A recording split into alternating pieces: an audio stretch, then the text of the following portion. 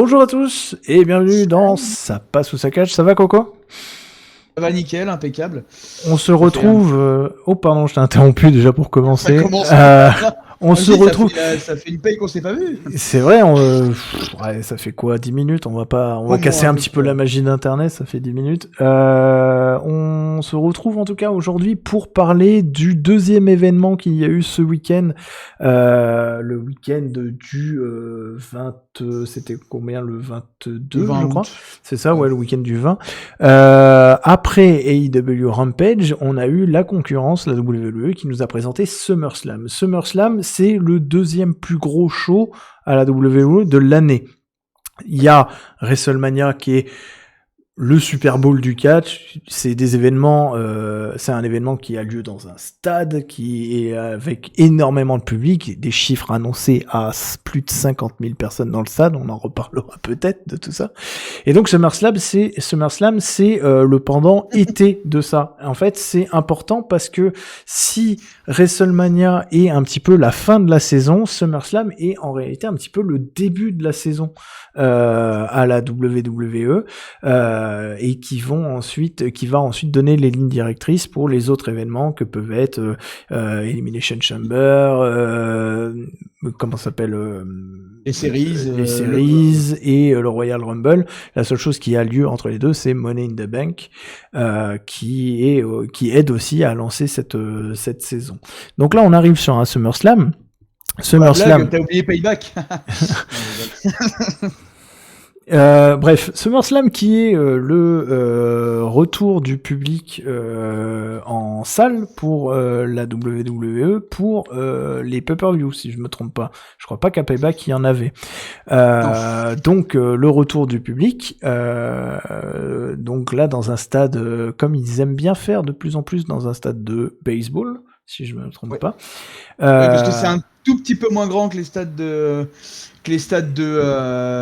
football américain. Mais avec un grand parterre, avec une grande ligne, et souvent c'est fermé. Donc là, on était dans un stade fermé et un événement qui a duré 4 heures et qui a commencé 2 jours pour finir quasiment de nuit, en fait.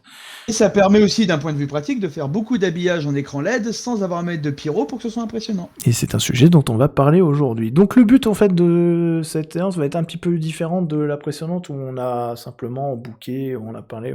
Là, on va prendre un petit peu la card. Donc la card, c'est vraiment la suite de match. Et on va faire des petits commentaires. Et si on a des choses à ajouter et à digresser, on le fera à partir de cela. Le but est clairement de juger comment c'était. Mais n'oublie pas que ce sont des avis totalement subjectifs et que on va appuyer à fond sur cette subjectivité et qu'on n'hésitera pas à dire ce qui nous a plu et ce qui nous a pas plu. Ouais, on va quand même partir du principe que on sait très bien que le catch reste du divertissement. On va pas mettre nos vies en jeu là-dessus, que si vous n'êtes pas d'accord avec nous, il n'y a aucun problème avec ça, et tant mieux, et dites-le si vous n'êtes pas d'accord avec nous. J'adore échanger avec des gens qui ne sont pas d'accord avec moi, et du coup, d'ailleurs, qu'évidemment, on n'est pas toujours d'accord sur les catcheurs et sur comment on voit les choses, et donc n'hésitez pas, voilà. Il n'y a pas de vrai ou de bon fan de catch, il y a juste des gens qui aiment regarder ça et qui échangent des idées là-dessus, quoi, point barre. C'est un spectacle, et en fait c'est comme un film ou une série, on peut y reconnaître des qualités qui sont universelles dans la production ou dans la réalisation, et après ça, c'est que de l'affectif. C'est vous aimez un personnage, vous n'aimez pas un personnage, vous aimez pas un style, ou vous aimez au contraire un style en particulier. Donc voilà. Donc en partant de ce principe, il y a des choses purement objectives. Hein. Exactement. Oui, bien sûr. Sur ce principe, on va remonter la carte et donc je vais te lancer un petit peu sur la carte. Si on va échanger un petit peu les commentaires. Moi j'ai noté des commentaires, toi je sais que pas forcément, mais on va faire ça comme ça. Non. On va commencer par le kick-off. Le kick-off, personne n'en a quelque chose à battre. C'est le principe du kick-off. Donc je ne l'ai pas regardé, je ne sais même pas quel était. Si, je crois qu'il y avait Biggie. C'est Biggie, ouais. C'est Biggie, c'était quoi? Donc Biggie qui a... On commence bien. Le Money in the Bank. En même temps, on est honnête, on en a rien à foutre du kick-off en même temps. Enfin, faut être honnête aussi. Exactement, mais surtout, en fait, le problème, c'est qu'on en a pas rien à foutre de Biggie. Il a la mallette de Money in the Bank. Non, il l'a plus. Ah, c'est Corbin qui lui a pris. Oui, et apparemment à la WWE maintenant, quand on vole la mallette, on est Non, il va lui récupérer. C'est pas un souci. Je pense honnêtement qu'après une année avec Otis qui se l'a fait prendre par The Miz, mais là il y avait entre guillemets une logique à ça. Je pense que juste Biggie va casser la gueule à Corbin, il va faire c'est bon, allez arrête tes conneries et puis voilà. Ou elle va passer de main en main et elle va finir par lui revenir. C'est juste qu'en fait c'est pas le moment. Biggie peut pas sortir et dire regardez, je vais aller contre vous parce que vous le verrez en fait c'est stack. La WWE se sont mis dans un corner et ils peuvent pas s'en sortir. Ils sont dans une impasse. On va commencer par un des trucs. Ça fait un moment qu'avec les mallettes, ils sont dans leur impasse quand ils ne la bookent pas très rapidement au moment où la mallette a été gagnée. Parce qu'ils n'écoutent pas leur public. Alors, en parlant de ça, on va parler du premier match qui a été RK Bro. Les RK Bro, donc c'est Randy Orton et Riddle, de son doux prénom raccourci, contre AJ Styles et Omos. C'était pour les Raw Tag Team Championship. Tu as regardé le match, il me semble. Oui, celui-là, je l'ai regardé, donc ça catch pour moi. Ça catch parce que c'est la seule chose de bien à Raw en ce moment, RK Bro. C'est la seule chose qui m'intéresse. Alors, à mes yeux, hein. Riddle, je suis très content. Ça fait longtemps qu'il n'y avait pas un mec de NXT qui avait réussi son passage dans le main roster. En même temps, c'est un mec qui fait des conneries et on connaît l'appétence de la WWE pour ce genre de personnage-là. Et qui en même temps dans le ring est quand même sacrément balèze quand même. Faut avouer quoi, ce côté sans chaussures, juste lui en calbute qui met des. Il a un style qui lui est propre et à la WWE c'est de plus en plus rare en fait. Donc, ça, il est beaucoup moins générique que les autres. Et Orton a l'air de s'éclater avec lui. Et ça fait longtemps que j'ai pas vu Orton investi. Donc c'est cool. Et puis en face. Et Orton côté face. Et Orton, enfin face. Il l'a mis un RKO il y a 2 semaines. Mais côté face, ça fait longtemps que la WWE. Tout le monde a compris que Orton pouvait lui mettre un RKO à tout moment. Exactement. Et c'est un peu le jeu de savoir quand est-ce que ça va arriver, mais est-ce qu'ils vont rester copains, etc. C'est un peu le je t'aime moi non plus, mais laisse-on dans la phase je t'aime. C'est ça. Et en face, Styles, lui, de toute façon, il peut catcher avec n'importe qui. Tu sens quand même qu'il est plus dans ses plus belles heures que quand on l'a connu à son arrivée à la WWE à la fin de la NJPW où il était vraiment incroyable à ce moment-là. Mais par contre, in-ring, c'est clean as fuck. Omos, c'est limité physiquement, donc après, c'est le big guy. Omos, c'est le pur produit de WWE. C'est ça, c'est big guy générique numéro 48. Pour l'instant, il est générique, il n'a pas de personnalité. Il est juste le goon de AJ Styles. Je crois qu'au bout d'un mois, ils l'ont fait parler. Styles, tu as fait ah tiens, tu parles toi. Non mais. Ouais, c'est vrai. Sans décoller. Mais sur le ring, il manque de personnalité. Il a pas de tenue. Il arrive en jean avec un t-shirt. Il a encore pas de personnalité. Mais pour le coup, c'est pas désagréable non plus de le voir sur le ring. On sent qu'il est un peu green. Par contre, il est pas totalement nul à chier, oui. Ça, voilà, on sent qu'il est un peu green, mais dans son côté mec stoïque qui peut te péter la gueule, etc. En fait, il remplace, il coche parfaitement la case que un mec comme le Big Show a eu à la WWE, ou que Mark Henry a eu pendant un moment, ou que au tout début avait Bray Wyatt, etc. Pas Bray Wyatt. Braun Strowman. Et donc c'est le typique big guy. Et le problème c'est qu'ils sont en train de transformer Otis aussi en ça, et ça m'énerve, mais bon ça c'est un autre débat. Mais voilà, l'idée c'est que Omos il manque de personnalité et c'est un petit peu dommage, surtout au milieu de Randy Orton, AJ Styles et Riddle qui ont des personnalités très très fortes. Il était là juste pour être le big guy, quoi. Donc voilà, j'ai noté ça, il manque de personnalité, il est un petit peu green. Au final, RK Bro gagne, donc la ceinture. Par contre, alors je vais commencer, et ça va être une récurrence durant tout SummerSlam. 7 minutes 7 minutes pour un rematch. C'est un match qui a déjà eu lieu. C'est un match je vais dire à chaque fois que c'est des rematchs parce que c'est important. Oui. C'est important. Donc c'était un rematch. Et c'est vrai voilà. que pour un show aussi important que SummerSlam, avoir autant de rematchs, c'est quand même perturbant. C'est vrai. C'était un premier match parfait. C'est-à-dire que pour la carte, ça chauffait le public, c'était nickel. Donc pour Oui, le c'est coup, bien. c'était un bon booking de le mettre là. Par contre, public à balle. Et, Public à alors, on en reviendra sur Charlotte Flair de l'ambiance. On en parlera après, parce que c'est vrai qu'on a déjà passé 10 minutes là-dessus. On avait dit on passerait 30 minutes à tout parler. Donc vous allez être avec nous pendant un petit moment. Donc asseyez-vous, prenez un café, prenez un coca, prenez une clope. J'en sais rien. Voilà. J'incite pas à fumer, mais prenez une clope. Et détendez-vous. Mettez-nous en fond, continuez à travailler, à jouer, à faire ce que vous voulez. On est parti pour un petit moment là, je crois. Le seul intérêt, moi, que j'ai trouvé en termes de booking, c'est que c'était New Generation associé à la Old Generation. Oui, et ça c'est vrai, cool. contre, et pour le coup, on adule la AEW pour être capable de faire ça.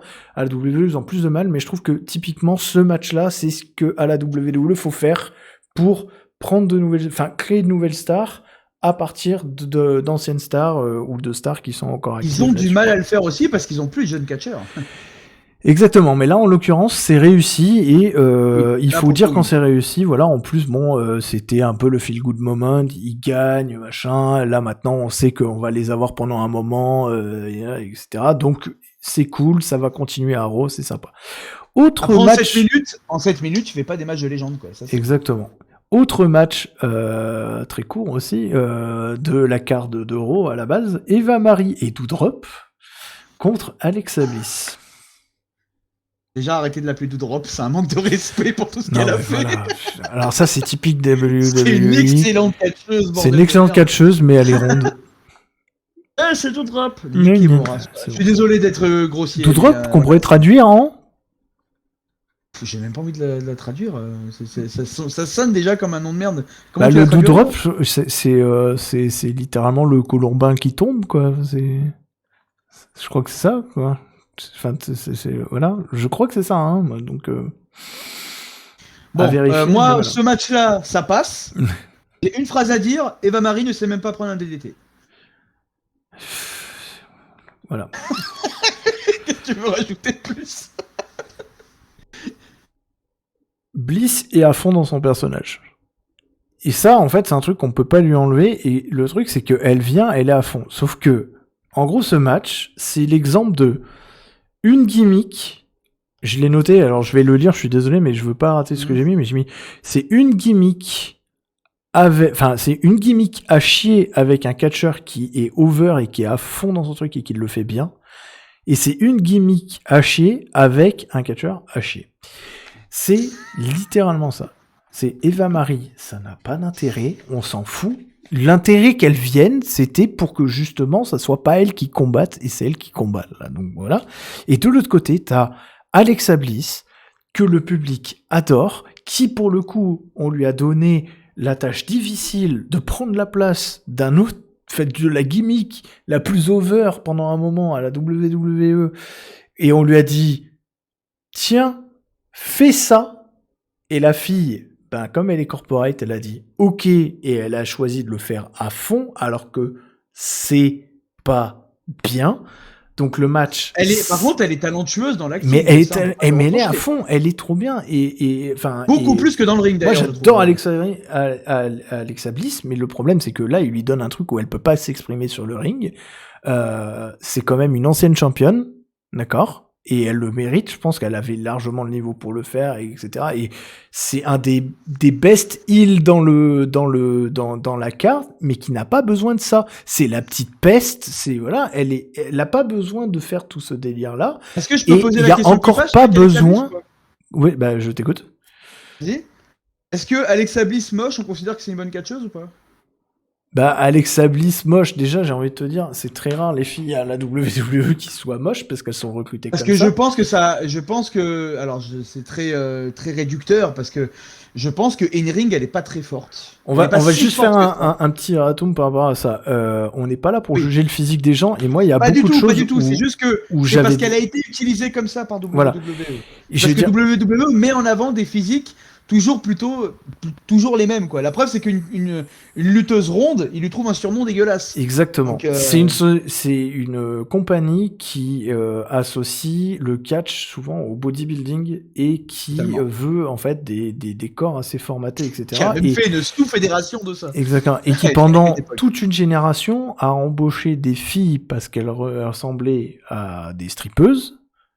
Qui étaient des strippeuses. Plutôt que des filles talentueuses. Et le truc, c'est que la une de Playboy. Voilà. Ça a vraiment switché, et je pense que Alexa Bliss fait partie de cette génération. Elle est arrivée juste après, mais de filles qui n'étaient pas forcément des catcheuses, mais qui le sont devenues et qui sont sur le ring talentueuses. Je dirais pas que c'est la meilleure, mais je pense que elle sait faire du catch. Elle a des moves. Son drop, Twisted Blitz, bah, c'est un move qui est plutôt cool, etc. Il est super. Mais après, ça reste une fille qui fait 1m42, là, je sais plus combien elle fait, et qui est contre Eva Marie, qui elle en fait 1m80, etc. Et donc bon, il y a aussi des choses qu'elle peut pas faire, quoi. Mais de l'autre côté, voilà. Donc mais en fait, ce que je voulais dire, c'est que dans cette génération-là de catcheuses qui est arrivée, comme tu en parlais, je la mets certainement pas dans le top 5 Inrig. Elle fait partie de ces catcheuses qui, pour le coup, et c'est pas le cas de toutes les filles qui font partie de la génération justement, c'est que elle est très douée au micro et en acting. Oui, par contre, oui. En fait, elle est très forte pour tout ce qui est en dehors du ring, et c'est pas pour rien qu'elle a eu cette gimmick-là, voilà. Mais sur le ring, elle tient la route, et quand elle gagne, tu sens que, enfin, elle s'est battue, quoi. Donc voilà. Donc bon, pour moi, en fait, c'était juste un match inutile parce qu'il a duré très peu de temps. C'est un match pour en fait deux gimmicks dont on s'en bat la race et qu'on n'arrête pas de nous mettre en avant alors qu'on n'en veut pas. Qu'on arrête de nous faire croire qu'une poupée qu'on voit à l'écran faire des clins d'œil est un personnage, s'il vous plaît. C'est même pas le problème. C'est même pas le problème parce que Bray Wyatt le faisait et c'était cool.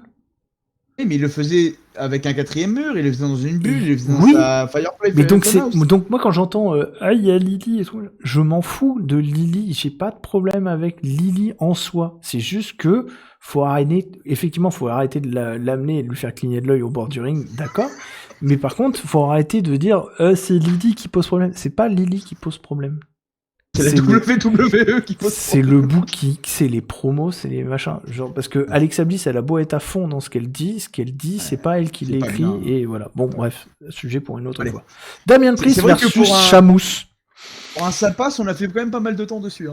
Sheamus, je sais que... Je te laisse parler sur Sheamus, parce que... Alors, le match était pour le United States Title. Donc, c'est une ceinture qui n'a aucun intérêt à la WWE, en fait. Elle est là juste pour faire un mid-card title. C'est incroyable, comment en 5 ans, on est passé d'un titre... over par Cena à plus rien. Quoi. C'est ça. Mais ça reste un titre et pour le coup c'était un match à enjeu puisque c'était la première chasse au titre de Damien Priest. Damien Priest qui débarque de la NXT et qui a eu un push de ouf en étant le mec qui combattait avec la Pinou là, comment c'était Bunny, je sais plus là, le rappeur, Bad Bunny, voilà, Bad Lapinou, qui était un match qui était pas si dégueu que ça parce que le mec il s'est donné et voilà, c'est juste que bon bah c'était du star talent quoi, donc c'était pas forcément. Palmarès, un Canadian Destroyer. Ouais, exactement. Et bref, Damien Priest qui est en plein push et qui pour le coup est en train de monter les échelons un à un et qui a l'échelon du mid-card title. Il tombe contre Sheamus.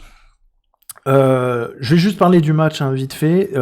C'est deux présentations assez old school et ça manque à la WWE, c'est-à-dire que ils ont les lumières, ils ont les noms sur le ring, ils ont l'entrée où ils prennent le temps de s'arrêter, spot lumineux, musique, etc.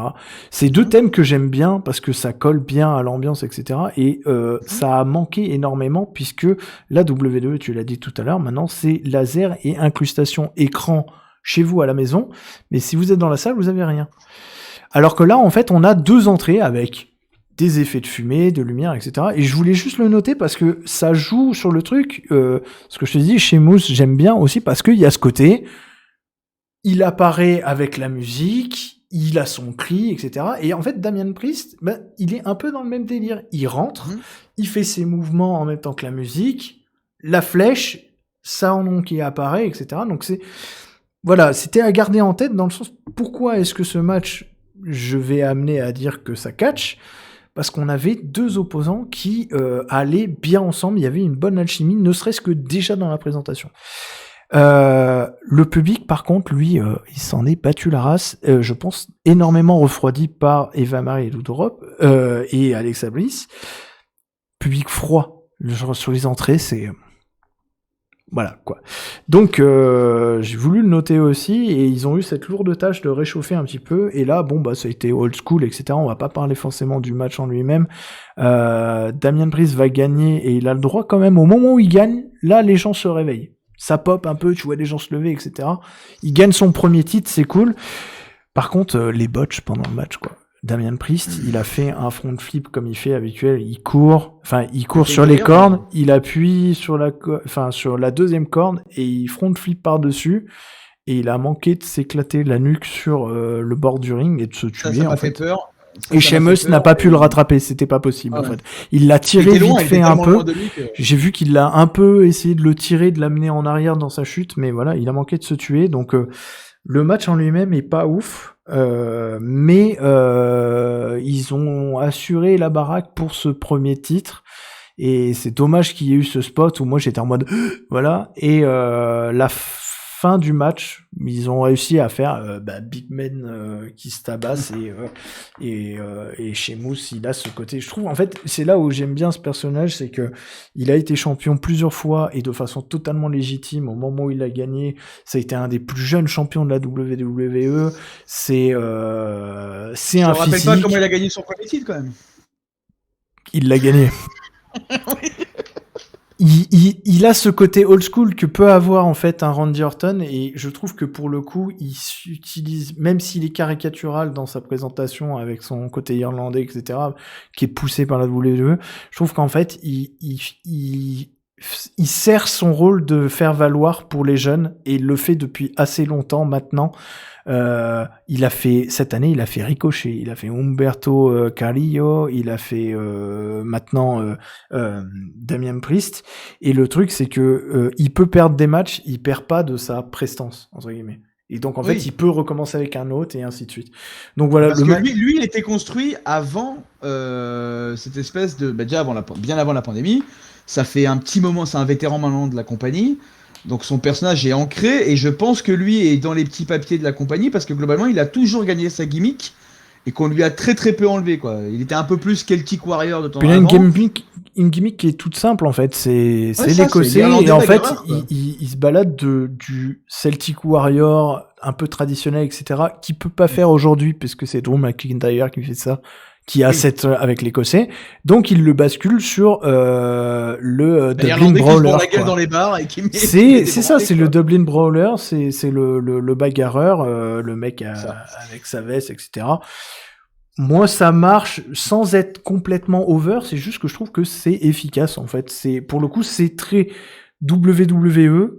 Mais je peux pas dire que ça marche pas sur moi. Je peux pas dire que c'est mauvais parce que ça ne l'est pas. Je peux pas dire que c'est bon parce que ça ne l'est pas. C'est juste que ça marche, quoi. Donc pour moi, ça catch. Pour moi, ça passe parce que Damian Priest, j'en ai pas grand chose à faire dans le main roster. Et je comprends le manque de réaction de la foule au début. Quand j'ai entendu les entrées, je me suis posé la question. Et ça va me permettre d'enchaîner sur un autre truc. Quand j'ai... alors, je vais être honnête aussi, j'ai pas regardé tous les matchs en entier. J'ai essayé de voir les meilleurs spots, ou quand il y avait des ralentis, revenir sur les spots intéressants et tout. Celui-là, je l'ai passé. J'ai quand même vu la tentative de décès prématuré sur le... J'ai clinch, et c'est assez rare, mais là j'ai vraiment clinch très très fort, quoi. Le seul moment où je clinch, c'est pendant le G1, moi, parce que vraiment parfois ils me font peur, mais en vrai, ouais, c'est pas intéressant, quoi. Et la ceinture ne l'est plus non plus. Je pense qu'en plus, le design de cette ceinture ne m'attire pas en plus, donc ça rajoute... Oh, cet avant de Chevrolet qu'ils nous ont fait, là. C'est complètement ça. Donc voilà, tout ça ensemble fait que... Moi, je reste persuadé que la pop de fin a été boostée par Kevin Dunn dans son bus. dans son petit cadre. Je l'ai pas pris comme ça parce que j'ai vu les gens sauter et tout ça, mais il faudrait que je revoie. C'est fort probable parce que pour le coup, ça a été beaucoup Parce que plus... c'est devenu une mode récurrente chez WWE. Il l'avait fait à WrestleMania et on l'avait capté à WrestleMania. Et là, je me suis dit à SummerSlam, il est peut-être assuré le coup. Et en l'occurrence, c'est beaucoup plus visible, enfin audible sur la suite du show, et on va d'ailleurs enchaîner pour arriver jusqu'à ce moment-là, mais il y a des moments où clairement la WWE ont passé 1 an à faire des choses sans public et à mettre eux-mêmes des sons de public, et ils ont trop pris l'habitude de le faire, si bien que maintenant qu'il y a du public, ils continuent à le faire, et ça pose un gros problème que je vais noter sur un papier et dont nous vous parlerons plus tard. Phrase que vous allez souvent entendre et pas beaucoup de vidéos vous allez voir sortir. Mais... Oui, voilà, c'est ça. Mais ce sera un sujet pour nous. On fait un sommaire de 48 pages, il y en aura 3, et puis voilà. Mais c'est bien, parce qu'en vrai, un jour, on va piocher, on va faire 15 minutes là-dessus, et ça sera très très bien. Mysterio versus Usos, édition 72e. Alors, tu comptes aussi les singles au milieu Exactement. Dans tout ça. Ouais, ça passe pour moi parce que c'était écrit à l'avance, parce que le clan Reigns est tellement fort en ce moment que ça pouvait pas passer. La seule chose que ça va amener, c'est un split de Rey et son fils. Alors, Rey a clairement dit qu'il le voulait pas, mais le seul point de booking qui m'intéresse là-dessus et qu'il faut qu'il vienne à terme, je voudrais que Dominique batte Rey pour son masque et le titre de Rey Junior. Ah ouais. En fait, enfin, de toute façon, je pense que c'est le plan. Je pense que c'est le plan. Et le but, c'est qu'ils deviennent ils deviennent Rey Mysterio, quoi, Dominique Rey Mysterio, oui. Quoi, mais ça ferait Docteur Mysterio Junior. WWE. Book it. Book it. Ma critique de ce match, c'est je suis parti faire à manger. Voilà. Donc on va passer directement au suivant. Hein, quand je suis revenu, j'ai entendu Rick Boogs faire de la guitare. Bon, c'est cool. Ça passe vite, mais très très vite. Ça serait cool s'il était bon à la guitare, quoi. Ça serait cool s'il y avait un match aussi derrière. Voilà, Nakamura, en gros, juste pour expliquer ce qui s'est passé, Rick Boogs, c'est venu, pour ceux qui l'ont pas vu, oui, Rick Boogs est venu... Est-ce que tu sais ce qui s'est passé dans les coulisses aussi de ça? Pourquoi alors oui, mais on va en dire une phrase, mais en gros, Rick Boogs est venu, a sorti sa guitare, a chauffé le public, a joué de la guitare le thème de Nakamura, qui est venu sur scène, ils ont fait de la célébration, et là, il y a eu coupure pub. Et la réalité, c'est que c'était quelle rappeuse qui devait venir normalement à ce show-là qui n'est pas venue? C'était Cardi B, c'est ça, non? Qui chantait le titre. C'est Cardi B qui devait venir normalement chanter l'hymne du truc. Et c'est pour ça que le show était saupoudré, et je l'ai pas noté, mais en fait j'aurais dû, était saupoudré d'interventions de guest hosts, des stars de la télé, etc. Elle, en fait, qui en fait venaient et faisaient des interviews de gars, enfin de gens, de catcheurs, et c'était pas intéressant, mais en fait c'était pour donner, ça a été dit, un côté justement plus show. Et faire un show différent, parce que c'est souvent ce qu'ils font à WrestleMania avec un host, etc. Mais en fait, ils ont dû abandonner les plans à cause de l'absence de Cardi B. C'était qui le premier là qui l'a fait? Il me dit quelque chose, mais j'arrive pas à mettre. C'est un ancien d'une sitcom, j'oublie tout le temps, pas un mec de Beverly Hills ou un truc comme ça, mais c'est enfin dans l'idée c'est ça quoi. C'était ça. C'est comment il s'appelait? Et c'est un mec qui est host de show, morning show maintenant. Donc, c'est quoi, c'était Parker Lewis ou un truc comme ça? Non, c'est pas ça? Non, c'est vraiment un truc, il avait un rôle, même un rôle secondaire à l'époque, donc c'était même pas okay. Mais c'est un gars qui est connu maintenant parce que il fait beaucoup d'interviews de célébrités, de tapis rouges et de choses comme ça maintenant. Il s'est reconverti là-dedans. Donc c'est pour ça qu'il est pas très connu en France. Vous verriez sa tête, vous sauriez qui c'est, mais oui, parce que sa tête m'a dit quelque chose. C'est pas de ma génération, c'est de la génération d'avant, donc je ne sais pas. On va arriver au gros morceau. Puisque après ça, Bianca Belair versus Sasha Banks. Oh là là. Était le match annoncé, mais n'a pas eu lieu ce soir-là, puisqu'on a eu le droit à une annonce que Sasha Banks n'est pas présent. Et on le savait à peu près depuis une semaine. En tout cas, c'était plus ou moins annoncée parce qu'elle n'était pas au show, au Dark Match, etc. Elle n'était pas là. Et la WWE le savait depuis plus de 10 jours. On n'a pas les raisons de son absence, mais bon, vous vous doutez un petit peu qu'en cette période compliquée, il y a un suspect, mais on va pas spéculer parce que de toute façon, Non. on n'est pas là pour ça. Et puis pour le coup, on va respecter un petit peu l'intimité des gens. C'est assez rare dans ce monde, donc on va en profiter. Oui. Et donc a été annoncé que Bianca Belair aurait droit à un match contre Carmella pour la ceinture. Et là, le public qui boue, et ces boos qui sont bien mutés par la WWE. Là, si vous revoyez la scène, vous entendrez les boos, mais on sent à un moment, ça fait... Le truc, c'est que personne, clairement, ne voulait de ce match, et en fait, il le savait. Et je comprends pas d'ailleurs l'intérêt de baisser les bouts alors que le but de la WWE c'était que on ne veuille pas ce match, on ne veut pas qu'il ait lieu quoi. Bianca Belair prend le micro. Et Carmella en ce moment, elle est quoi? Elle est fille, elle est chiante. face, Quoi? Oui, évidemment, mais elle est face ou elle est heel en ce moment? Elle est heel et c'est elle qui était en rivalité contre... elle arrête pas d'avoir des matchs contre Bianca Belair en mode... mais je crois que c'est elle d'ailleurs, la dernière qui a défendu... qui a essayé d'avoir la ceinture, je crois que c'est elle. Hein. D'accord. Je crois que c'est elle. Au dernier pay-per-view, à Payback, que personne n'a vu, c'est pour ça qu'on s'en rappelle pas. Donc, Bianca Belair prend le micro. Excusez-moi, je baisse la tête, je vous montre mon crâne parce que je lis mes fiches. Je pourrais la lever comme ça, ou la mettre comme ça on dirait que je te regarde. Alors, Bianca Belair prend le micro. Un girl. L'autre qui lui répond un girl. Voilà, exactement. Le match, il aura lieu lorsque soudain...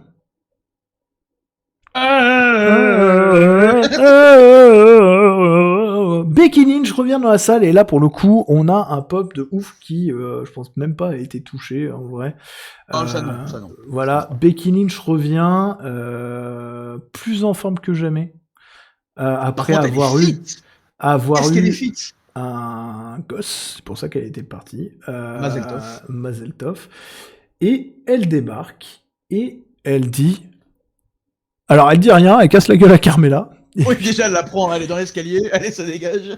Et ensuite, elle dit wesh, y a match ou pas?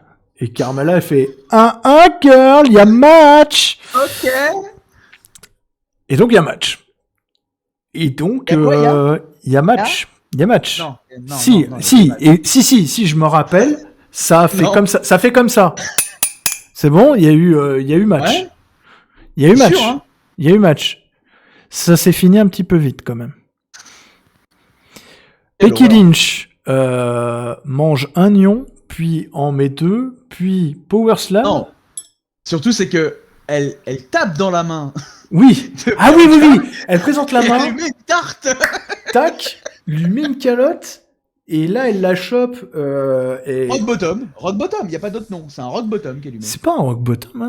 Si, oui, c'est ça. C'est ça, voilà. 1, 2, 3, Becky Lynch est votre nouvelle championne de la WWE. Voilà. De SmackDown. Exactement.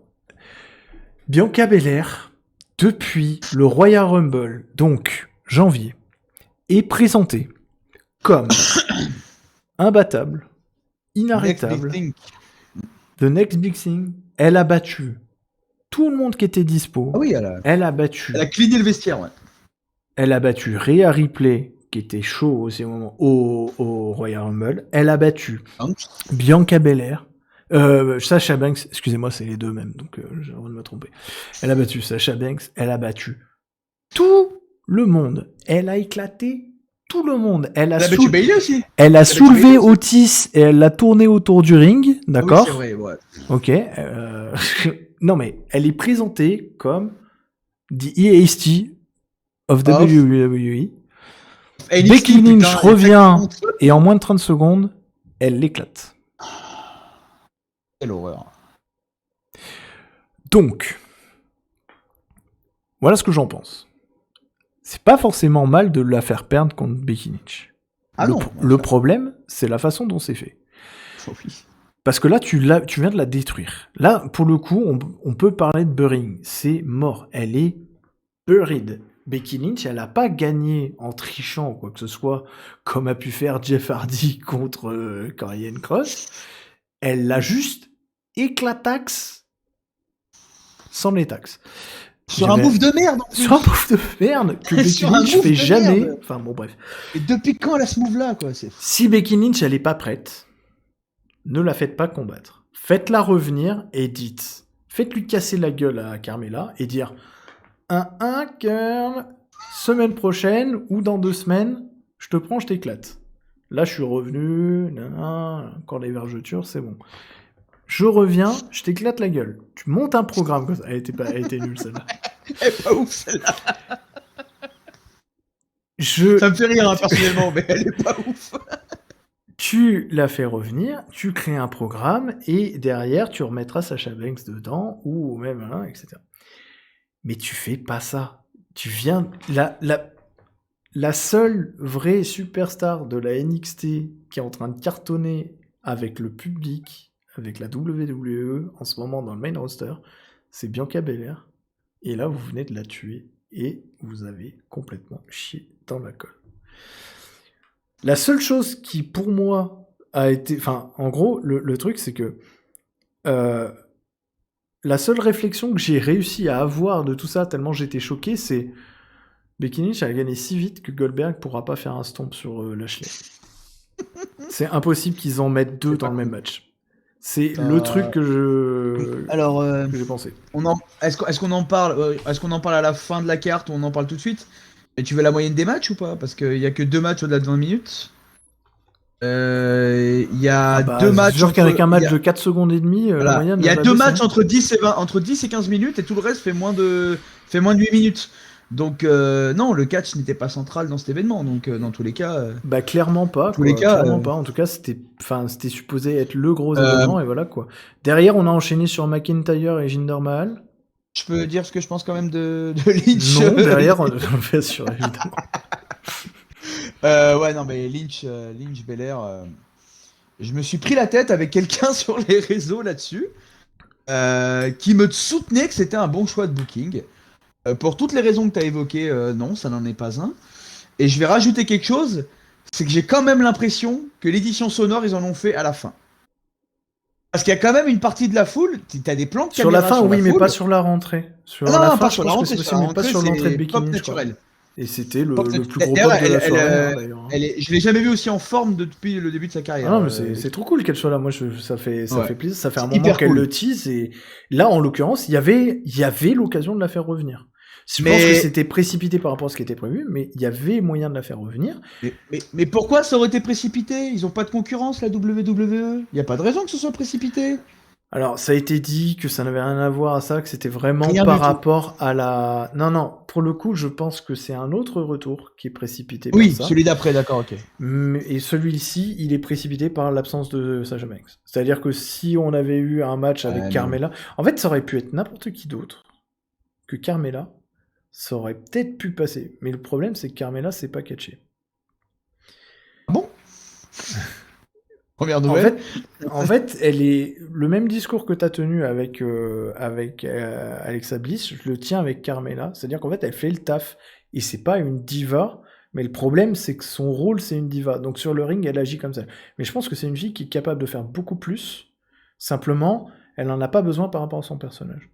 Donc elle le montre pas. Et là, si elle le faisait, en l'occurrence, le seul moyen que ça passe, c'était réellement que... et d'ailleurs, ça aurait pu être un booking, c'est-à-dire, ok, il y a match, Bianca Belair, elle la stomp, et là, tu fais rentrer Becky Lynch. Ou alors, Becky revient et Bianca la clean. Il y aurait pas...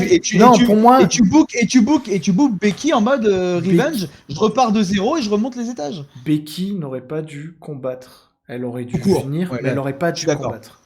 Donc, Bianca Belair, elle a le démon que Sasha Banks ne soit pas là. Tout le monde a le démon. Et ben c'est... Je fouette le démon d'un match qu'on a déjà vu, quoi. Je fouette Carmella pendant 5 minutes avant de la soulever, de la détruire et de la pousser en dehors du ring en mode... Et là... Dégage. Et là, Becky Lynch arrive, on remet une couche sur Carmella, comme ça fait je suis face, et ensuite la faire monter sur le ring, et là en mode t'as plus personne maintenant, je suis là, et ça suffit. Et derrière, on l'a fait passer. D'ailleurs, c'est une connerie de la faire passer. Tu peux tenir comme ça jusqu'aux séries en plus, hein, avec le retour de Banks, avec tout ça, tu peux. Voilà. Exactement. Mais voilà, c'est ni fait ni à faire. Par contre, les commentateurs, c'est vraiment les 10 minutes les plus folles qu'on ait vues durant ce week-end. Faux. Non mais les gars, tout le show ça a été ça. Hein. Oh les frissons. Oh t'as l'impression que eux par contre c'était calé sur tout ce qui s'était passé. Eux avaient ça en tête et qu'on les avait briefés là-dessus. Abstraction totale du commentary WWE. Ah bon bah là le problème c'est que déjà Jean-Michel Commentaire là qui commentait le début du show, je sais même pas qui c'est parce que je ne regarde pas tous les shows de SmackDown Hero, mais là j'ai pas vu Michael Cole. C'est l'ancien de. Bah c'est celui qui commente trop et c'est celui qui a remplacé. Je n'ai plus son nom, qui était un bon commentateur indien plutôt pas mal, mais qui a pas cliqué avec. McMahon, mais qui était plutôt cool. Je le trouve plutôt bon, ce commentateur. C'est un mec qui a fait de l'UFC, enfin du MMA avant, et je trouve qu'il a ce ton très que peut avoir Excalibur de l'autre côté, ce ton, ce timbre de voix qui est très sportif, et très hype. Il peut l'avoir en fait. Très dans l'événement, très exactement, mais tout en gardant l'idée que c'est un événement sportif, là où Michael Cole il a ce ton WWE. WWE, lui il a encore ce côté, il fait pas voix de la WWE, c'est cool. Ouais. Mais par contre, bref, Michael Cole, ils l'ont mis avec Pat McAfee, et c'est Pat McAfee qui amène ce côté genre fatigue Pat McAfee. Il a là, Il me fatigue. Pourtant, je suis punter, hein. Mais Pat McAfee me fatigue. Yes, mais dans cet état qu'a la WWE et son commentary, il amène un tout petit peu de frais, genre quand il lâche Holy Word that I can say on Peacock.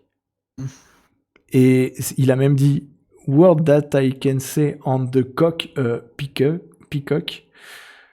Voilà, il amène des petits trucs comme ça. Quand je le vois se lever et danser sur la table, quand il y a Rick Boogs et compagnie, en fait, il amène un truc. T'as l'impression que McMahon n'a pas encore la laisse sur lui, comme l'avait un peu Corey Graves au tout début.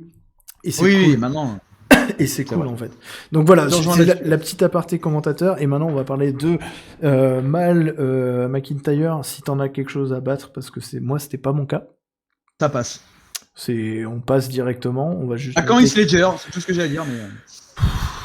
Ouais, voilà, il a sorti son épée et il a essayé de tuer quelqu'un, quand même, faut le noter, voilà. Il veut tuer des gens, voilà. Il en est à 4 tentatives d'homicide, quand même, faut arrêter maintenant. Moi de mon côté, je vais passer sur Nikki H, Flair et Ripley. Alors moi je vais passer, mais ça catch vraiment, hein. Le meilleur catch que j'ai vu à la WWE, et c'est pas la première fois que c'est le cas depuis, on va dire depuis 2 ans, le meilleur catch in ring, ça reste Charlotte Flair. Et continuer de rager sur elle, j'ai aucun problème avec ça. À qui voulez-vous qui donne la ceinture? À quel point elle est forte in ring. Cette femme-là, elle peut rendre over tout le monde. C'est ça le problème, c'est qu'elle peut mettre over n'importe qui, elle a plus besoin de ceinture. C'est juste ça que je dis. En fait, mais ils savent pas faire autrement, la WWE. Mais oui, mais en l'occurrence, là, tu peux faire gagner un replay en mode elle a battu Charlotte Flair ou n'importe quoi, ou même continuer la feud derrière, etc. C'est un peu dommage. Bon, de toute façon, Nikki H. Non, mais sa prochaine venue à Pôle emploi va être sympa, Nikki H. J'ai entendu un fantasy booking qui me plaît bien, c'est-à-dire que là, en fait, elle était en mode super-héros coloré. Je la verrais bien revenir un petit peu plus en Dark Knight, ce qui collerait. Elle garderait ce côté super-héros pour la vente, etc., pour les jeunes, mais elle aurait ce côté un peu plus edgy qu'avait son personnage avant. Et il y a un truc intéressant à faire. C'est pas mon idée, donc je vais pas la développer, mais j'avais entendu cette idée et je voulais juste voir ta réaction, mais apparemment, tu n'achètes pas. Le problème, c'est qu'elle pour jouer la super-héros, moi, je la trouve un peu pâteau dans le ring.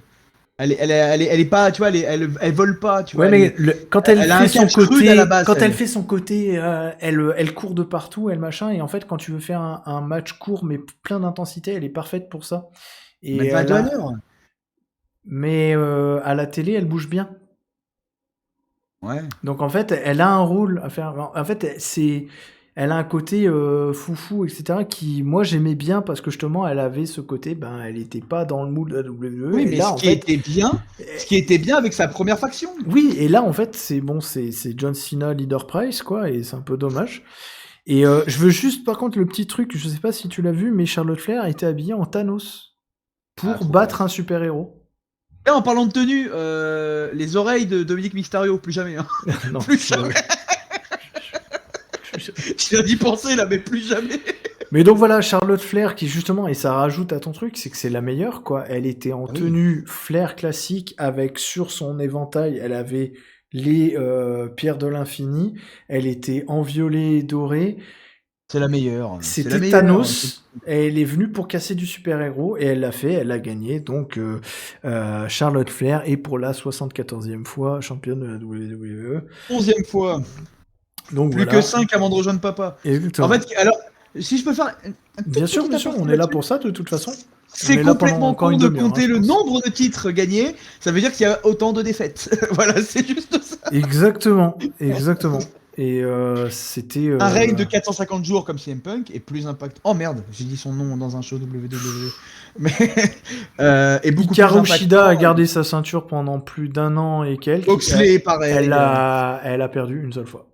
Voilà. Sina a gardé la ceinture et l'a défendu je sais pas combien de fois. AEW, pour le coup, il y a eu personne qui a eu double règne, donc pour l'instant on peut pas. Mais voilà, mais pas dire ça, mais.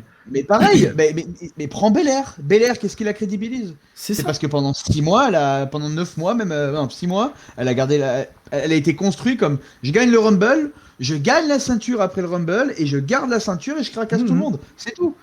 Ça crédibilise quelqu'un, donc arrêtez de crédibiliser un en fait, cross. j'ai toujours l'impression que Charlotte c'est bon, on n'a pas de solution. Bon, évidemment que politiquement parlant, je pense en coulisses, elle est solide. On n'a pas de solution, mais elle, on sait qu'elle fera le taf tout le temps, quoi. De moins en moins, je pense, et justement, quelque part, j'espère que politiquement, elle est en train un petit peu de Enfin, c'est dommage ce que je dis parce que je lui veux pas de mal, mais j'ai un peu envie que ça s'écaille politiquement pour voir ce qui peut se faire d'autre, quoi. Et on parlera pas du cas d'Andrade et de Flair qu'on a vu ailleurs, voilà, mais bon, ce serait aussi une histoire pour une autre fois. Mais il y a des choses intéressantes. Rollins versus Edge. Ah, ça catch très très fort. Juste avant qu'on en parle, what the fuck with the music of Edge? Je n'ai pas eu la ref, j'étais en mode... Tu ne connais pas le Brood? Le Brood, c'était le clan de Edge où il était un vampire. Et leur truc, c'était de balancer avec Gangrel et Christian? Oui, c'est ça.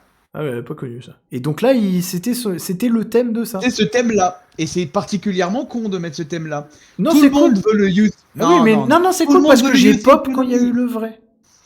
Bah moi, je trouve que ça a tué la pop. Parce que tu mets le You Think You Know Me, tout le monde l'attend. Et je pense aussi, c'est vu qu'ils n'ont pas de pyro. Le You Think You Know Me, pour le coup, là, on a eu du feu. Et bon, oui. Non, mais on n'a pas eu le... On n'a pas eu le boum boum boum boum. Oui, donc forcément, il faut quand même se pourtant, il l'avait fait au Royal Rumble, donc ils peuvent le faire dans ce genre de stade. Donc j'ai pas compris pourquoi ils l'ont pas fait. Justement, c'est là tout le point où je voulais en venir.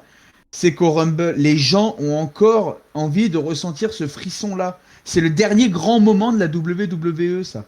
Ah bah, on a parlé dans l'émission précédente du frisson qu'on a pu ressentir sur CM Punk. Exactement. Il a été équivalent et encore... Il a été peut-être même quelque part plus impressionnant parce qu'il était inattendu. Moi, j'avais eu une news et je m'étais fait spoil une image le matin, mais j'étais aussi dans cette idée en mode tant que je le vois pas, j'y crois pas. Et quand j'ai pop, j'ai eu le frisson à l'époque et c'était... la larme à l'œil, moi, pour être.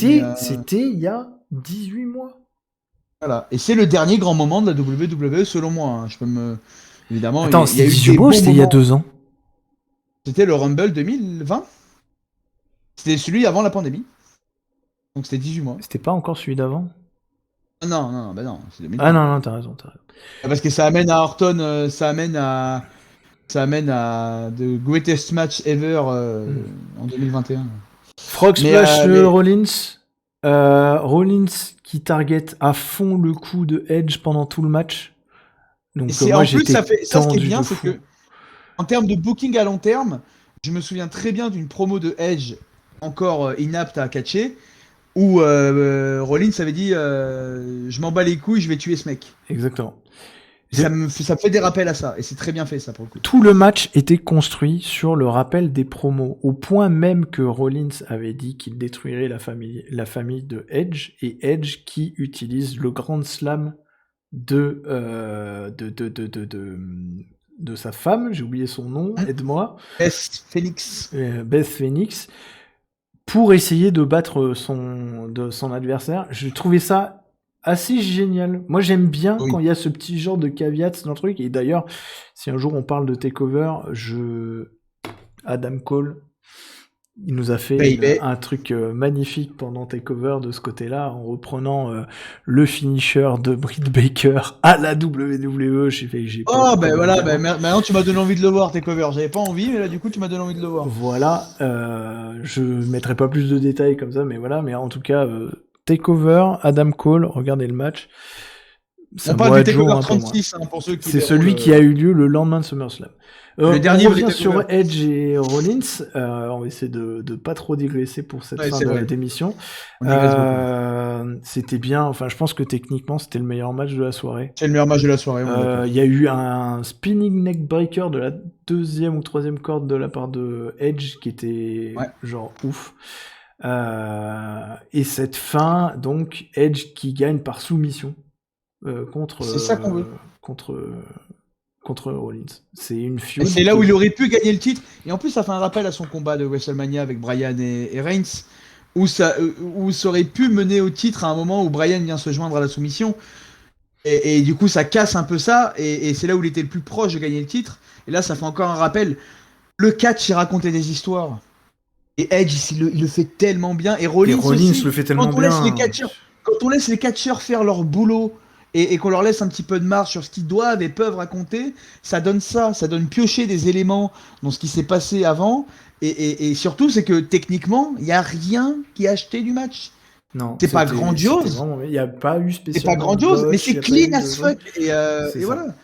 Et le public était derrière, et ils ont raconté une histoire du début à la fin, en l'occurrence. Voilà, si vous voulez regarder un match à SummerSlam, regardez celui-là. Pour la qualité technique du truc, c'était vraiment cool. Eva Marie, évidemment. C'est typiquement le genre de match, en mettant la promo qu'il y a eu avant, que tu peux faire voir à un gars qui veut découvrir le catch ou qui connaît pas trop et tu veux lui montrer un truc récent. Tu mets toutes les vidéos package avant, qui a duré, je vais pas dire 5 minutes, mais qui a été bien long. Oui, c'était long, ouais. Les entrées qui étaient cool pour les deux, etc. Et ensuite, t'as le match et cette conclusion. Et je trouve que, en fait, t'as tout. Donc, c'était un cas d'école, et voilà. Et ça nous a permis... En parlant de tenue, je pense que la tenue d'entrée de Rollins, c'est la plus belle de la soirée. Eh ben, j'ai pas fait attention. Dis-moi tout. Il y a une espèce de veste Monsieur Loyal, noir et doré, là. Oui, d'accord. Je trouve que ça lui sied à merveille. Exactement. Et après ce match d'excellente qualité, la WWE nous a proposé une petite interlude avec The Miz et Johnny Drip Drip et notre cher Xavier Woods. Donc moi j'ai marqué, j'ai pas 4 ans donc j'ai skip. Oui, et puis c'est un encart publicitaire, donc ça m'intéresse pas. Voilà, exactement. C'était de la pub, c'était ça.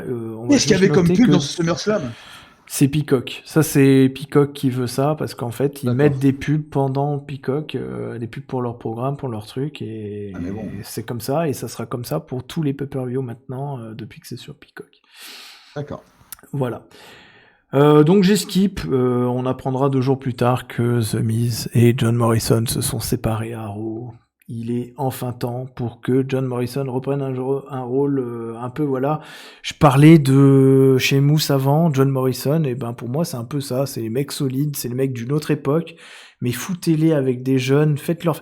Mettez-moi, comme ils l'ont fait, mais mettez-moi du Morrison avec du Ricochet, je veux que ça saute de partout, là, quand l'autre il s'est jeté, il l'a éclaté sur la barrière. Johnny Boy in ring, c'est très très fort. Oh là là, il est tellement gâché à la WWE, c'est ça, mais in ring, et quand je vois Ricochet, comme tu parles de super talent, quand je vois Ricochet se faire squash par Karrion Kross à Raw hier soir,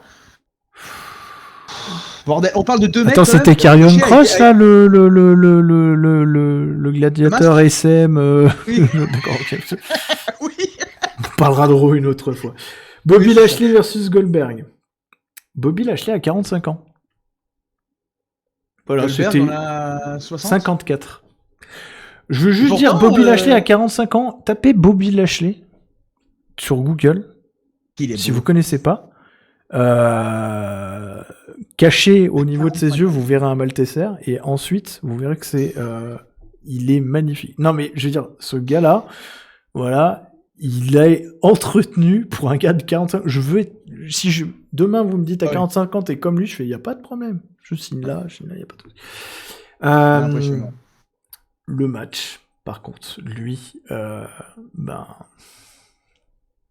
Alors, ça passe parce que moi, les part-timers qui font des matchs de moins de 10 minutes, ça m'intéresse pas.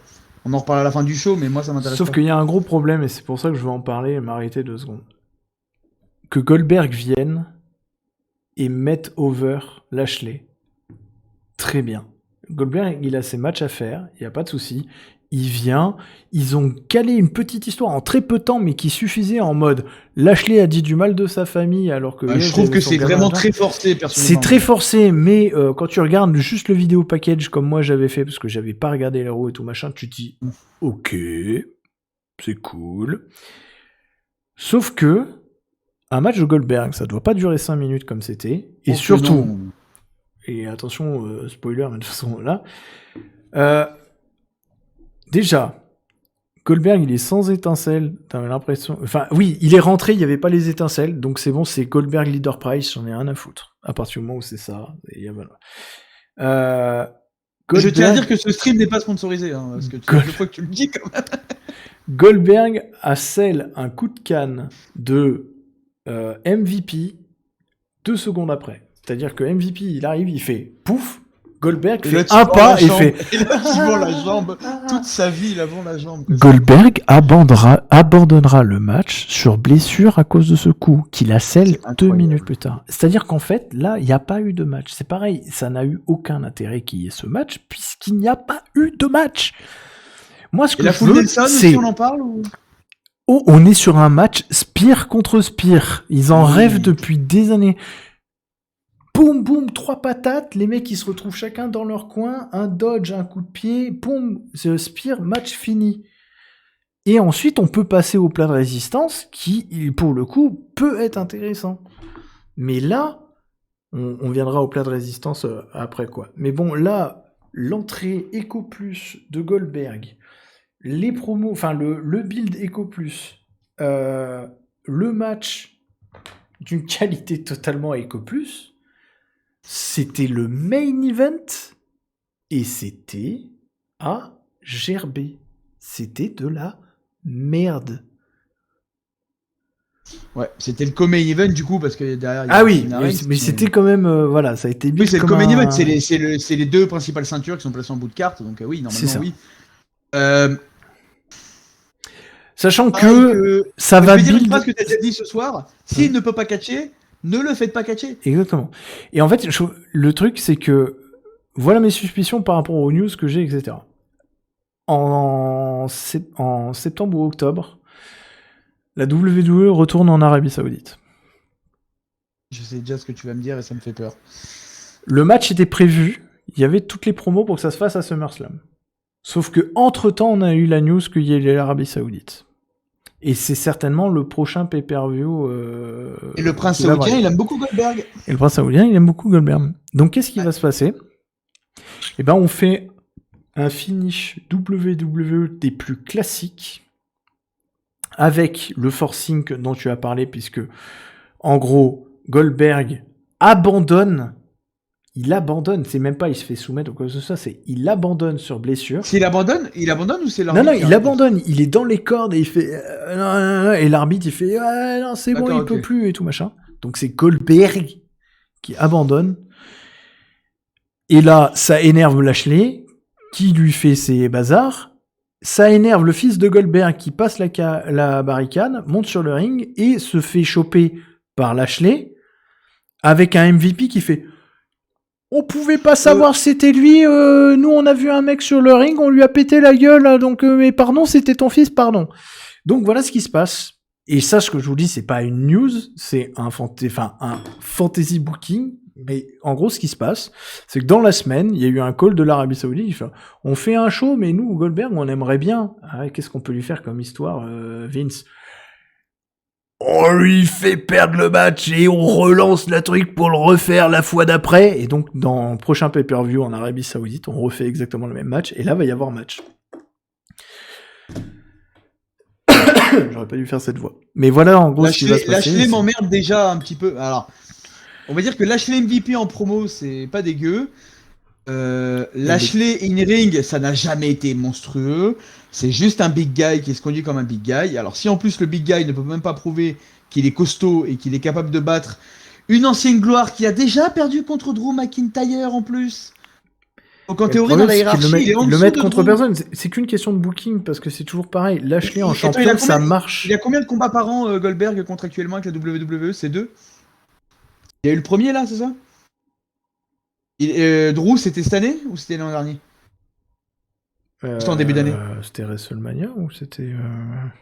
Je sais plus. Non, parce que Drew perd à WrestleMania. On s'en fout. La batte, en fait, c'est... Voilà. En fait, le problème de cette politique des part-timers et des vieilles gloires pour ramener des gens, mais ça a marché parce que. J'ai pas de soucis, mais tu ne bases pas ton truc là-dessus. Tu bases pas le reste de ton booking là-dessus, je suis d'accord. Ouais. C'est pour qu'il fasse après derrière 3 mois de promo avec la ceinture sans jamais combattre et qu'on se retrouve avec un show à l'Arabie Saoudite que personne ne regarde parce que personne ne regarde les shows à l'Arabie Saoudite. Il rapporte juste 50 millions de dollars à la WWE. Mais Goldberg, ça vend, il n'y a pas de problème, c'est un business. Mais le truc, c'est que je suis désolé d'en arriver à cette phrase, mais la AEW a prouvé qu'on peut faire du business tout en respectant les fans et tout en respectant le business. En respectant... faire revenir les anciennes gloires avec ce... Sting, il a catché 4 fois, et pourtant ça va. Ce Big Show, il a fait du commentaire, il est venu et il a mis un choc slam à un gars et il est over comme pas possible et il vend des t-shirts. Voilà, c'est bon. Et pour le coup, il va avoir un match contre un gars qui va certainement perdre pour le mettre en avant. Donc, bref, ça, voilà. Et il n'y a pas de question de ceinture, il n'y a pas de question de non. Oh mon Dieu, on a des frissons parce qu'il revient. On s'en fout. Et il y a un bon catcheur, les gens ont une bonhomie pour lui. Et les ceintures changent pas toutes les 5 minutes. C'est ce que tu disais tout à l'heure. Charlotte Flair, vous voulez qu'elle domine, faites-la gagner. Blair, vous voulez qu'elle domine, faites-la. Bobby Lashley, vous voulez qu'il gagne. Là, c'est toujours pareil. Fais-le battre Goldberg en mode triche avec MVP. Goldberg, il est KO à la fin. Le fait que ça ait triché, ça énerve son fils, il monte sur le ring, et tu relances la machine, et tu fais un rematch après, parce que de toute façon, les rematchs ne gênent pas la WWE. Tu as d'autres façons de faire que ça. Et là, en fait... Il se relève, il a mal à la jambe, il se relève, il prend 2 spires. Et voilà, c'est ça. Et le match, et voilà. Donc voilà. Puisqu'on parle de part-timer, on va quand même finir avec ce main event. Ça fait déjà 1h02 qu'on est dessus, donc on va peut-être... on est désolé, les gens. Voilà, j'espère en tout cas que vous passez un bon moment avec nous. N'hésitez pas à nous le dire. Et surtout, je fais la petite aparté, parce qu'on va pas le faire, tout ce laïus à la fin, après on va parler de la conclusion et tout ça, mais partagez si vous avez envie de le faire. Mettez des pouces si vous avez envie de le faire. Mettez des commentaires si vous avez envie de le faire. Et même si vous avez envie de nous dire qu'on a rater quelque chose, que on aurait pu faire mieux, etc. Restez courtois, sinon on va vous engueuler. Mais nous, on fait ça à la base pour discuter entre nous. Et si vous, y a un truc que vous pensez qu'on peut mieux faire, dites-le nous, et puis ça va nous aider aussi, quoi. Et maintenant, on va parler donc, comme je disais, de John Cena versus Roman Reigns, qui était un match que, l'air de rien, j'attendais. Oui, moi aussi. Parce que Cena, malgré tout ce qu'on pense de lui, moi je trouve que c'est peut-être parmi les grandes superstars de la WWE, c'est peut-être le plus sous-coté en termes de in-ring. Parce que je trouve que in-ring, Cena, il a toujours prouvé qu'il savait s'adapter à qui il avait en face. Et il a eu une période où vraiment in-ring, notamment les combats contre CM Punk, ont prouvé que in-ring, ce mec-là était capable de tout faire. Là, il vient en part-timer, mais lui, c'est un part-timer, mais il est de la maison. Lui, ça me dérange pas. C'est-à-dire que c'est un mec qui vient du cru. Ouais. Bon, Goldberg, il fait partie de la maison, il fait partie des murs quand même. Hein. Non. Goldberg, il vient pas de la maison à la base. Ouais, chose que tu veux dire. Eh oui. Le truc Et avec pareil John que- Cena, c'est qu'il vient et le truc, on l'a vu avec Bray Wyatt à WrestleMania il y a 2 ans, c'est qu'il vient pas pour lui. En fait, Et ça, c'est cool. c'est cool. John Cena, il a un truc qu'on peut pas lui enlever, c'est que pour le coup, il croit en la WWE et il croit en le produit. Il a été formaté par ça, il est redevable, mais pour le coup, c'est un mec qui est loyal, comme dans sa gimmick, et qui a tout mis sur la WWE, et sauf si la WWE il n'en partira jamais. Et il sera toujours là à dire, même si son discours a un petit peu changé, parce que tu entends les interviews et il est en mode, oui, il faudrait arrêter de miser sur les anciens, il faudrait créer de nouvelles stars. Il commence un peu à s'ouvrir à ça, à la critique. Mais ce que je veux dire, c'est que quand il vient, maintenant, il met les autres over. Et donc, quand j'ai compris ça, je me suis dit, allons-y. Et de toute façon, j'aime bien John Cena. Je venais de voir Suicide Squad. Je l'avais trouvé bon. Donc, j'étais un peu dans l'ambiance. Je me suis dit, let's go. Il y avait plein de sous-lectures en sens où lui, c'est le catcheur qui est en train de marcher à Hollywood. C'est une des aspirations de Roman Reigns.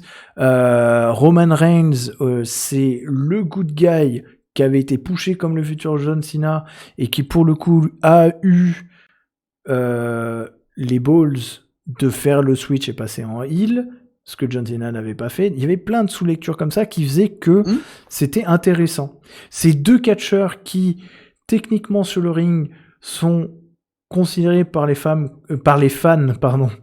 certainement qui sont très bien considérés par les femmes, hein, je n'exprimerai pas là-dessus. C'est vos choix. Et par les hommes, certainement aussi, mais bon, bref, passons. Et tout ce qu'il y a entre. Un très bel arc-en-ciel. Et en gros, il y avait plein de sous-lectures comme ça, et c'est ça que je voulais dire. Ces deux gars qui techniquement sont là en mode ouais, vous êtes boring, mais ces deux gars qui sur le ring sont capables de s'adapter et de catcher avec quasiment tout. Et Roman Reigns le prouve depuis 1 an. Il prend tout le monde, il s'adapte à tout le monde. Il est très bon dans son rôle de méchant, qui est pas si méchant en fait, c'est un con. Il est là, il est en mode c'est moi le boss, donnez-moi des thunes, je combattrai machin. Il fait son petit con, mais il va être le petit con en chef. Et avec moi, mes cousins, ils sont balèzes aussi, vous allez voir. C'est ça, c'est de toute façon, qui peut me prendre. Et j'ai pris le meilleur de l'assurance compagnie en conseil en plus. Mais il porte les actions à ses mots, il gagne, et il est dominant.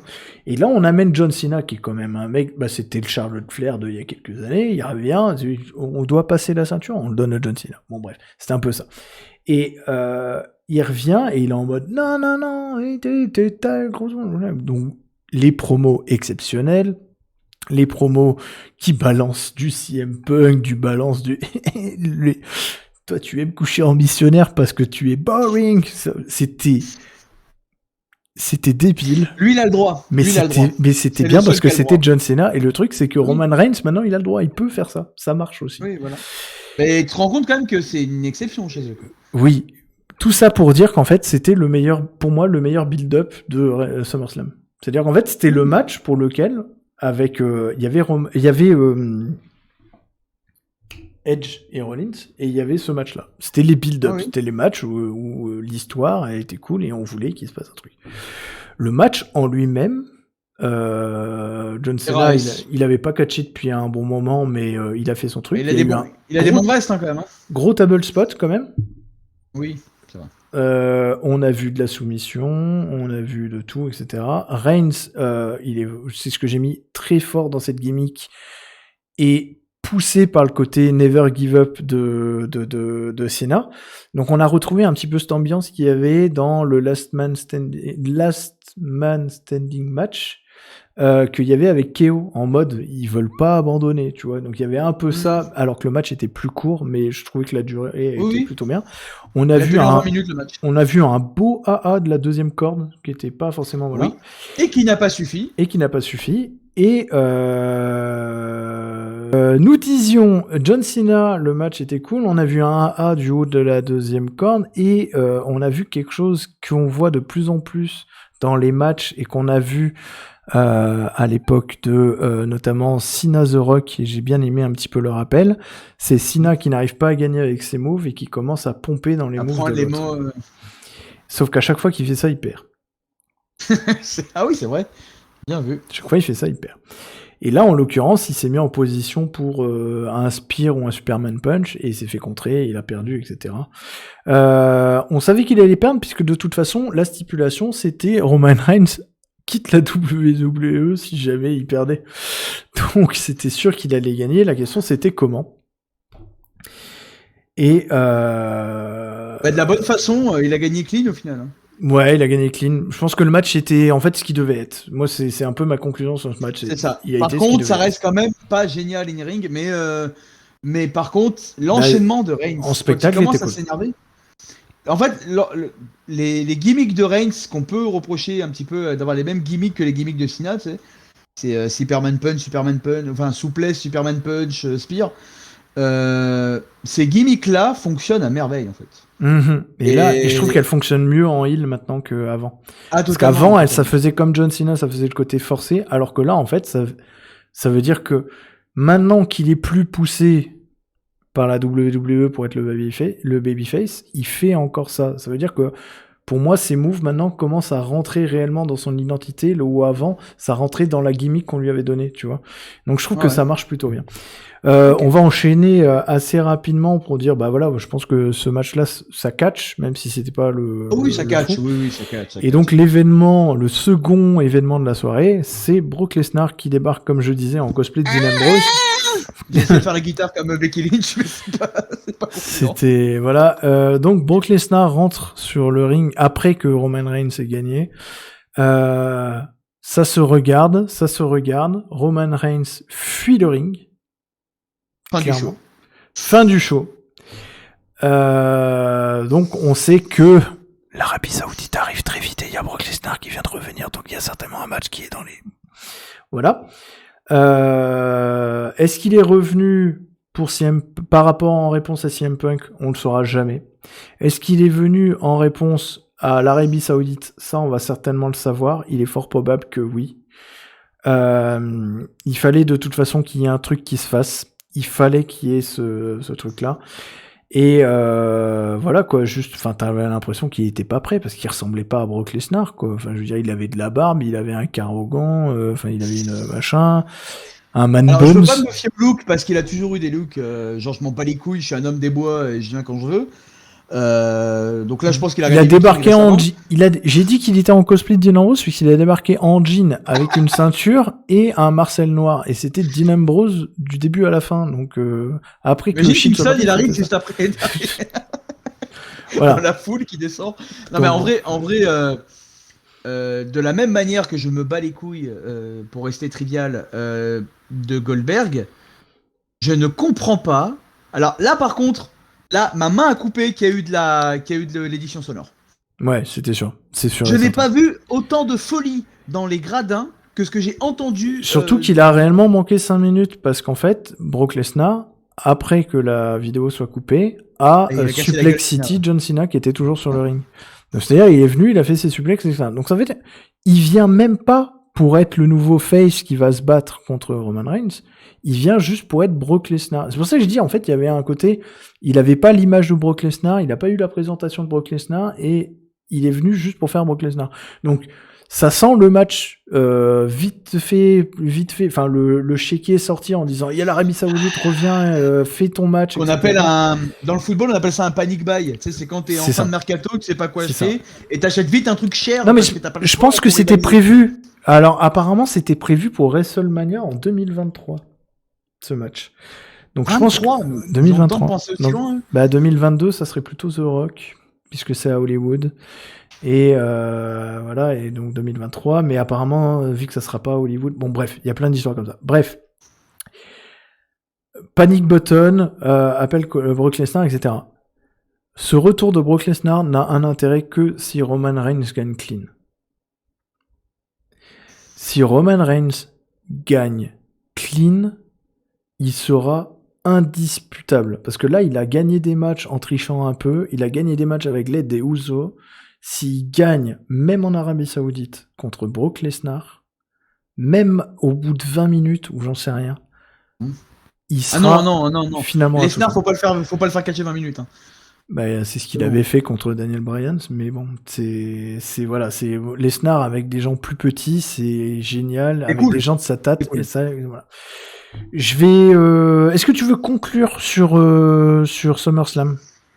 Alors, je vais conclure. Alors, pour moi, globalement, SummerSlam, ça passe. On va mettre deux exceptions avec Edge, Rollins et Cena Reigns. Mais globalement, ça passe. Et en fait, moi, ma conclusion que j'ai là-dessus, c'est que je suis quand même étonné que la WWE arrive à annoncer 50 000 spectateurs, alors qu'ils avaient annoncé 40 000 billets vendus le jour même. Apparemment, on serait plus proche de 47 000 personnes selon. Voilà, je pense qu'ils ont dû brader certains billets à la fin pour essayer de le remplir au maximum. Ça, c'est tous les spectacles qui le font, donc on tous va pas les spectacles, ça me dérange pas. Mais avant, ils n'étaient pas obligés de le faire.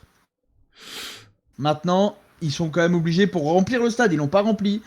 Et ça fait longtemps que la WWE n'avait pas rempli une enceinte, même aussi grande soit-elle. Je vais pas comparer IW, mais pour le coup, bah, quand ils choisissent. Ils ont rajouté 300 tickets. Ils rajoutent 300 tickets, mais bon, quand ils vont à un endroit où il y a 20 000 places, il y a 20 000 personnes dedans. Il n'y a pas de. Voilà. SummerSlam, en fait, comme tu as dit. Ça ressemble à un cri d'orgueil de la grosse compagnie qui veut rappeler que de temps en temps, ils peuvent aussi ramener leur star power dans le truc. En réponse à quelque chose qui se serait passé avant, peut-être. Peut-être, hein. Mais c'était aussi le premier show, le premier PPV avec du public, donc il fallait aussi faire un truc. Donc on peut pas vraiment savoir si c'était pas prévu d'avant. WrestleMania est en public aussi. Oui, mais après ils sont retournés sans public. Oui, c'est vrai. Donc en fait, ils voulaient faire un WrestleMania bis. Sauf que, alors, moi j'ai peut-être aussi un souci avec SummerSlam, c'est que SummerSlam ne m'a jamais passionné. De base. Donc, parce que je sais qu'aux États-Unis, il y a une culture du spectacle estival qui est très américaine, parce que les salles de cinéma, c'est là où ils font le plus d'entrées aux États-Unis. C'est le blockbuster. SummerSlam, c'est supposé être le blockbuster. C'est ça, c'est le fameux blockbuster estival. N'empêche que ils sont encore capables, parce qu'ils ont des individualités qui sont encore capables de le faire, mais que tout cela n'augure rien de bon pour les prochains mois. Et l'Arabie Saoudite vient me confirmer pourquoi je ne regardais pas plus la WWE. La WWE nous prend pour des idiots, est un spectacle pour enfants, c'est assumé, c'est ce qui vend des t-shirts. J'ai pas de problème avec ça, mais ça ne me concerne pas. Ça ne me regarde pas, et je n'ai pas l'impression qu'ils ont envie de me faire regarder plus leur show. Je pense qu'ils ont sectorisé leur audience, et on n'en fait pas partie. Et ben c'est là où je veux dire, j'ai noté cette phrase de conclusion. En fait, d'une façon générale, la WWE, c'est comme regarder un show comme NCIS ou comme How I Met Your Mother. C'est-à-dire que c'était bien quand t'as commencé, quand t'as découvert, t'aimais bien ça. Et en fait, t'as pris l'habitude de regarder. Et en fait, il y a un moment où c'est allé trop loin. Il y avait très peu de nouveaux personnages, mais quand ils étaient très en arrière-plan. Quand un personnage part, c'était le cas à NCIS, donc ça c'est rigolo. Le personnage part et 2 saisons plus tard, il va revenir parce que il va refaire des audiences. Il va revenir faire du guest et voilà. Et la WWE, c'est vraiment ça. Et donc et l'autre truc, c'est que au final, c'est chaud. Au moment, on a tellement l'habitude de les regarder qu'on arrive à prédire la fin. Et la WWE, bah aujourd'hui, c'est NCIS. On regarde parce que ça existe, parce que dans ce domaine-là, et ben c'est vieilles habitudes, parce que il y a cet acteur-là qu'on aimait bien, puis ce personnage, il était cool et machin. Mais au final, ça a plus la même saveur qu'avant. Et c'est là-dessus que moi je vais conclure cette émission. Amen. En tout cas.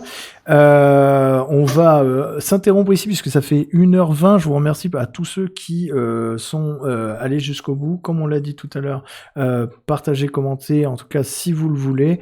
Nous on s'est régalé. Venez discuter avec nous. Venez discuter avec nous. Il y a de la place pour d'autres mondes aussi. Ça nous ferait énormément plaisir. Je vous souhaite en tout cas une excellente soirée et comme on vous l'a dit tout au cours là de l'émission, on a plein d'autres sujets à vous parler, donc on reviendra très très vite.